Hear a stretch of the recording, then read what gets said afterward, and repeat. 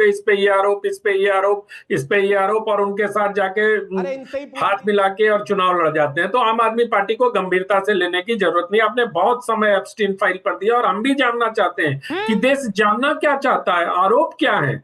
इस तरह की अनर्गल बातें करने से बेहतर होगा, आपने अच्छा समय दिया है उनको। अब तो गूगल में एआई भी है, एआई करके ही देख लें, कुछ चिट्ठी पत्री निकाल के ले आए। पूरा देश जानना चाहता है। दरअसल इनके पास कोई मुद्दा है नहीं, तो ये मुद्दे को ट्रिविलाइज करना चाहते हैं। आप देखिए कितनी संजीदगी से विपक्ष ने लेटर दिया है। 2 फरवरी 3 फरवरी 2025 दिया। अभी इसी टेक्निकल आधार पर वो रिजेक्ट कर देंगे सेक्रेटरी जनरल, और रिजेक्ट करेंगे तो कहेंगे ये मोदी जानबूझ के तानाशाह किया है लग रहा है हमारे। आपको आनंद जी? जी, जानबूझ के ऐसा कैसे हो सकता है कि हम सबके पकड़ में आ अरे जाए? जानबूझ के किया गया है ये। इसी के आधार पर रूबिका जी सेक्रेटरी जनरल इसको रिजेक्ट कर देंगे। रिजेक्ट करेंगे तो ये लोग कहेंगे कि मोदी तानाशाह है, देखो हमारा नोटिस रिजेक्ट करवा दिया। तो ऐसे थोड़ी ना चलता है, सिंसियरली काम करना पड़ता है। अगर आप सचमुच गंभीर थे ओम बिरला जी को हटाने के लिए, तो आपको इतने बड़े बड़े वकील हैं भाई इनके पास, लाखों फीस लेते हैं वो, उनसे ही दिखवा लेते हैं एक बार ड्राफ्ट। असल में क्या है, इनके नेता की जो अगंभीरता है वो इनके सारे कामों में दिखाई देता है। आप कह रही थी ना कि सारे संवैधानिक पदों पर, उसमें एक और चीज जोड़ लीजिए, दीप स्थानम के जो जजमेंट दिया था हाई कोर्ट के जस्टिस, उनके खिलाफ भी ये अविश्वास प्रस्ताव लेके संसद में आ गए हैं कि उनको भी इम्पीच कर दिया जाए। तो इन लोगों का कुछ नहीं है। और पेंगुइन और इस मसले पे मेरे हाथ में भी ये है, मैं भी आज एक कागज लेके आया था, ये 2008 का ही है, जिसमें बताया गया है कि ऑफिशियल ऑफिस मेमोरेंडम है 9 अप्रैल 2008 का। इसमें बताया गया है कि सेना के लोगों को किस प्रविधि से पुस्तक प्रकाशन की अनुमति लेनी चाहिए। 2008 में तो मोदी नहीं था, 2008 में तो तानाशाही इस देश में नहीं थी, तानाशाही तो 2014 में आई है। तो 8 के नियम कानून को अगर 14 में लागू किया जा रहा है, तो उसमें कोई है नहीं। अब पेंगुइन ने भी रेसा रेसा खोल के रख दिया राहुल जी का। हालांकि अब दिल्ली पुलिस के एफआईआर दर्ज करने के बाद ही सभी लोग सामने आ रहे हैं, उसके पहले सब खामोश थे। पर अभी सर मैं ये अपने कह रही हूँ, किताब कल आप भी लिख अभी सकते रुबिका हैं। जी 10 सेकंड दीजिए आप, मतलब विपक्ष की आवाज मत दबाइए प्लीज। विपक्ष तो की मैं मैं तो ये पत्रकार है ना आप तो। नहीं नहीं, मैं ये कह रहा हूं, पत्रकार तो हमेशा विपक्ष में होता है ना, ऐसा सुनते आए हम लोग बचपन से। तो हाँ। तहसीन पूनावाला जी अभी कह रहे थे कि बोफोर्स में कुछ नहीं था। अरे भाई, बोफोर्स में चित्रा सुब्रमण्यम की लगातार एक के बाद एक डिस्पैच थी सर, और किताब के फॉर्मेट में वो आ गई है। अगर आप कहेंगे तो मैं किताब आपको गिफ्ट में वो भिजवा दूंगा। 92। बोफोर्स में कई सारे लोग कन्विक्ट हुए सर। राजीव गांधी पर मुकदमा इसलिए बंद हुआ बोफोर्स में कि उनका निधन हो गया, कॉलम 6 में उनका नाम डाला गया, नहीं तो राजीव गांधी भी एक्सोनरेट नहीं होते। हम्म। तो इस तरह देश को नहीं भ्रमित मत करिए तहसीन नहीं पूनावाला जी। नहीं नहीं। मैं ओके। जानता हूं कि आप इस बात आनंद को जी, नहीं मानेंगे, लेकिन हाँ। बोफोर्स एक एक ऐसा मिनट। मुद्दा था जब देश ने जीत के बाद इतना बड़ा घोटाला पहली बार प्रधानमंत्री की संलिप्तता के साथ देखा था, इसलिए बोफोर्स मुद्दे पे संसद भंग हुआ था।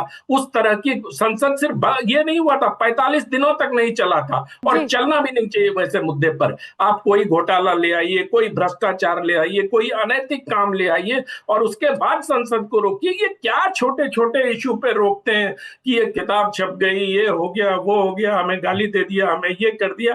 अरे देश को चलने दो, संसद को चलने दो, देश का भला होगा। नहीं तो इसी तरह देश की जनता आप लोगों को जो कर रही है वो करती रहेगी। ओके तहसीन 20 सेकंड, और उसके बाद प्लीज अनुराग जी और मलूक नागर जी इंतजार कर रहे हैं। आनंद जी, सबसे पहले आप कभी विपक्ष में 20 ने सेकंड्स आप प्लीज। हाँ। खुद। आनंद जी, पहले तो आप और रूपिका जी कभी विपक्ष में ने, आप लोग ही सरकार हो, चाहे सरकार में कोई भी हो, आप लोग के सामने ही हमको झुकना पड़ता है, तो आप लोगों को साधुवाद। लेकिन दो चीज बिल्कुल सही आपने बोफोर्स की बात की। बोफोर्स के एक रेडियो शो के ऊपर हंगामा शुरू हुआ, और जो चीज पेपर में छपी थी ठीक उसी तरह जैसे किताब का पीटीआई ने छापा था, उसी पर पार्लियामेंट बंद हुआ था, और सीएजी की ड्राफ्ट रिपोर्ट पे पार्लियामेंट बंद होता। दूसरी चीज पे अपनी बात समाप्त कर दूं, मैं बोफोर्स पे आगे की बात पे आगे जाऊंगा। बोफोर्स में 4 इंटरनेशनल कोर्ट ने, अर्जेंटीना, इटली वगैरह ने कहा कि एक पैसे का कोई उसमें सबूत नहीं। और लास्ट चीज, मैं सिर्फ एक ही लाइन में जवाब चाहता हूं जफर भाई से, हाँ या ना, हम रूस से तेल खरीदेंगे या नहीं। हरदीपुरी जी के जयशंकर जी से, जयशंकर जी से पीयूष गोयल जी से, पीयूष गोयल जी से मोदी जी से ना, हाँ या ना, तेल खरीदो या नहीं, इसका जवाब लोकसभा में आकर दीजिए हमें। खत्म। हाँ। और कोई बात हमें नहीं जाननी। ओके अनुराग भदौरिया जी, ये जो भी अभी तहसीन पूनावाला कह रहे हैं सर, सीएजी की रिपोर्ट तो हमेशा सदन में ही पेश होती है ना, कहीं और तो नहीं होती है। और उस पर जब आप लोग चुनाव लड़े थे तो हार गया था विपक्ष बुरी तरह से, कांग्रेस हार गई थी। रफाल का आपने मुद्दा उठाया था, चोर है चौकीदार चोर है, क्या हुआ? वो आप चुनाव हारे और बीजेपी जीती, अगर आप उसको पैमाना मानते हैं तो। देखिए, सवाल है, विपक्ष अपना काम, अपना धर्म ईमानदारी से निभा रहा है।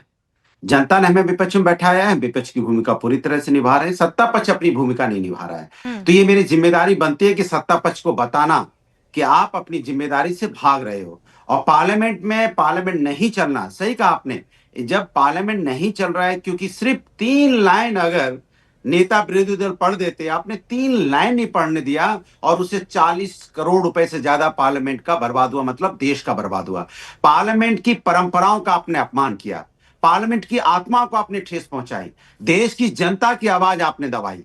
और सोचो पार्लियामेंट का किस तरह से अपमान आपने किया, कि अगर पार्लियामेंट है इसलिए ना कि विपक्ष अपनी आवाज उठाए, विपक्ष अपनी बात बोले, और आप विपक्ष एक लाइन एक शब्द बोलता है तो आप उसको वही दबा देते, बोले नहीं देते। अगर कोई बात आप कहते किताब पब्लिश नहीं हुई, पहली बात तो वो हमारे आर्मी चीफ थे, आर्मी चीफ की किताब इतने दिनों से रक्षा मंत्रालय में है, तो रक्षा मंत्रालय पब्लिश कराना चाहता है तो बोलता पब्लिश कराएंगे, नहीं कराना चाहता तो रिजेक्ट कर दो कि नहीं, हम अलाउ नहीं करते, हम परमिशन नहीं देते। अटका के क्यों रखा? आपको अपने जो यहाँ पे एक्स चीफ थे, क्या उन पे आपको यकीन नहीं है या उनकी बात पे यकीन नहीं है? तो कोई बात नहीं, तो उनको आप बोलते किताब हम पब्लिश नहीं होने देंगे। दूसरी बात, पार्लियामेंट के अंदर में अगर विपक्ष अपनी बात कहना चाहता है, और जो होता भी है, इसके पहले भी होता है, उसे रोका क्यों जाता है? तो इसका मतलब यह है कि पार्लियामेंट चलने नहीं देना चाहते आप, क्योंकि आप चाहते हो पार्लियामेंट चलेगी तो आपसे पूछा जाएगा कि आपने जो ट्रेड डील साइन किए उसके क्या क्या है, उसकी डिटेल में चर्चा होगी।